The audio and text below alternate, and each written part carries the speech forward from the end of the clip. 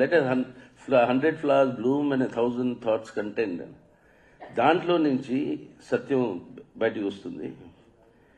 Facts అనేవి ఉంటాయి మన ఎదురుకుండా, కానీ ఈ ఫ్యాక్ట్స్లో నుంచి ట్రూత్ ఏంటి, సత్యం ఏంటి,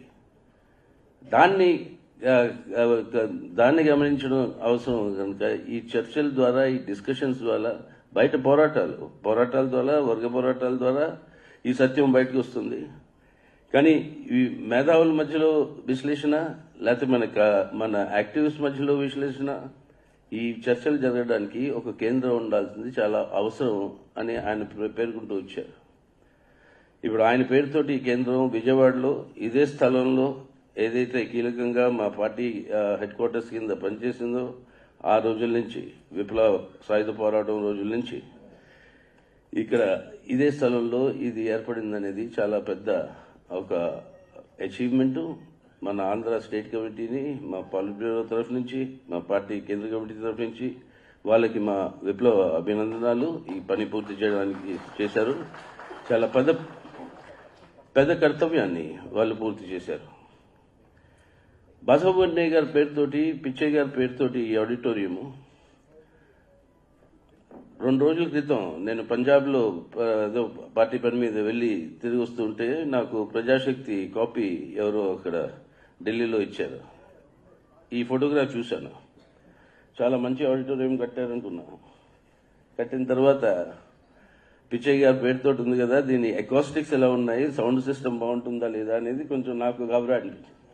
కానీ ఇక్కడికి వచ్చిన తర్వాత మొదటి మాట వినగానే చాలా అడ్వాన్స్ టెక్నాలజీతో ఇది కట్టారు. అందుకోసం చాలా మంచి పని జరిగింది. అందుకోసం దానికి డబుల్ కంగ్రాచులేషన్స్ మీ అందరికీ. కోటేశ్వరరావు గారి పేరుతోటి లైబ్రరీ. పాపం కోటేశ్వరరావు గారితో చాలా చదువు కూడా నాకు పర్సనల్గా కూడా చాలా నన్ను ఆ చనువు దేనివల్ల అది చెప్పను బయటికి మీ అందరికీ. కానీ ఒక పని నన్ను ఎప్పుడూ చేయమంటూ వచ్చాడు, అది చేయలేకపోయాను ఇప్పటివరకు. అందుకోసం అది మీకు చెప్పటం లేదు, అది ఏ విషయం అనేది. కానీ వీళ్ళ పేరుతో ఇదంతా ప్రారంభం అవుతుంది వాళ్ళని చాలా గర్వంగా నేను కూడా ఫీల్ అవుతున్నాను. బసవపున్నయ్య గారు ఆయన జీవితంతో ఈయన చెప్పిన ఈ ఒక అంశమే కాదు, విశ్లేషణ చేయడం, చర్చించడం, దాని ద్వారా ఫ్యాక్ట్స్లో నుంచి ట్రూత్ని బయటికి తీసుకురావడం. అన్ని ఫ్యాక్ట్స్ ట్రూత్ కావు, కానీ ఆ ఫ్యాక్ట్స్లో నుంచి ఉన్న ట్రూత్ని బయటికి తీసుకురావడానికి ఇది ఒక కేంద్రం కింద ఇది ఏర్పడుతుంది మన విజయవాడలో నేను భావిస్తున్నాను ఫ్యూచర్లో.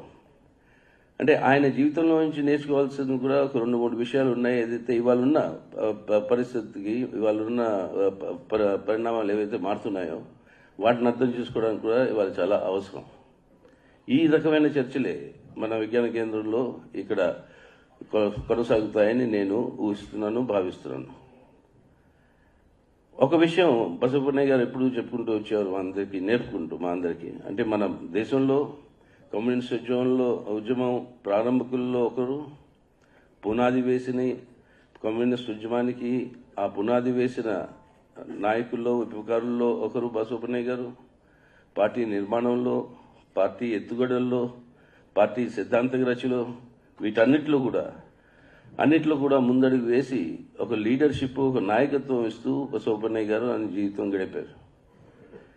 ఆ సందర్భంలోనే అనేక మందిని మా తరాల నుంచి, దానికంటే ముందర, దాని తర్వాత చాలా మందిని ఇన్స్పైర్ చేసి పార్టీలోకి తీసుకురావడం, ఉద్యమాల్లోకి తీసుకురావడం, ఈ పని కూడా ఆయన తన జీవితంలో మన సుందరయ్య గారితో పాటు కలిసి మన ఆంధ్ర ప్రాంతంలోనే కాదు, దేశంలోనే కాదు, ప్రపంచంలో కమ్యూనిస్ట్ నాయకుల్లో స్టాలిన్తో పాటు కూర్చుని చర్చించడం, లేక మావోత్సేతుంగ్తో పాటు కూర్చుని చర్చించడం, లేక హోచిమిన్తో పాటు కూర్చుని చర్చించడం, ఏ ఒక్క వ్యక్తి అయినా, కామ్రేడ్ అయినా, కమ్యూనిస్ట్ అయినా చేశాడంటే వాటిల్లో బసవపున్నయ్య గారు మన దేశం నుంచి, ఆయన ఆ కమ్యూనిస్ట్ నాయకుడు. అంటే ఆ కెపాసిటీస్, ఆ కేపబిలిటీస్ కామ్రేడ్లో ఉన్నాయి. ఆయన పేరుతోటి ఈ విజ్ఞాన కేంద్రం ఇవాళ ఉంది. కానీ ఒక్క విషయం ఆయన నేర్పింది అనేక విషయాల్లోని. ఒక విషయం, ముఖ్యమైన విషయం ఇవాళ ఉన్న పరిస్థితుల్లో అర్థం చేసుకోవాల్సిన అవసరం ఉంది. మార్క్సిజం అంటే ఏంటి అనే విషయాన్ని ఆయన చెప్తూ, అసలు లెనిన్ ఒకసారి ఎవరో అడిగారు, అయ్యా లక్షలాది మంది వేలాది మంది ఈ సిద్ధాంతం వైపుకి ఎందుకు వస్తూ ఉంటారు అనేక దేశాల్లో, ప్రపంచం అంతా మార్క్సిజం అంటే దాని అట్రాక్షన్ ఏంటని, ఎందువల్ల మార్క్సిజం వైపుకి ప్రజలు కొనుక్కుంటారు, అసలు మార్క్సిజం వైపుకి ఎందుకు వస్తున్నారు? దానికి లెనిన్ సమాధానం ఇస్తూ ఉంటాడు, మార్క్సిజం ఒకటే సిద్ధాంతం, ఒకటే ఫిలాసఫీ, ఏదైతే ఒకవైపు నుంచి అది సుప్రీంలీ సైంటిఫిక్, ఒక విజ్ఞానం, దాన్ని ఏమంటారు, సుప్రీంలీ సైంటిఫిక్, రెండో వైపు నుంచి అది సుప్రీంలీ రెవల్యూషనరీ, అంటే విప్లవం వైపు, అంటే వైజ్ఞానిక విప్లవ సిద్ధాంతం ఇంక వేరేదేం లేదు ప్రపంచంలో. మానవ ముక్తి కోరుకునే ప్రతి మనిషి, దోపిడీకి వ్యతిరేకంగా దోపిడీ లేని సమాజాన్ని కోరుకునే ప్రతి మనిషి ఈ సిద్ధాంతం వైపు ఆకర్షణ అవుతుంది స్వభావం. అందుకని ఇది తన న్యాచురల్ అట్రాక్షన్. అంటే ఈ రెండు అంశాలు, సుప్రీంలీ సైంటిఫిక్, రెవల్యూషనరీ, ఈ రెండు అంశాలని కలుపుకుంటేనే అది మార్క్సిజం. అని ఆ స్టూడెంట్ అడిగిండు, నువ్వు తాగినవంటే, అరే నీదేందయ్యా తాగినట్టు నన్ను జైల్లో పెడుతున్నావు, ఈ గవర్నమెంట్ తాగబోతు ముఖ్యమంత్రి నడుతుంది, ఆ నీడ పెట్టాలి అని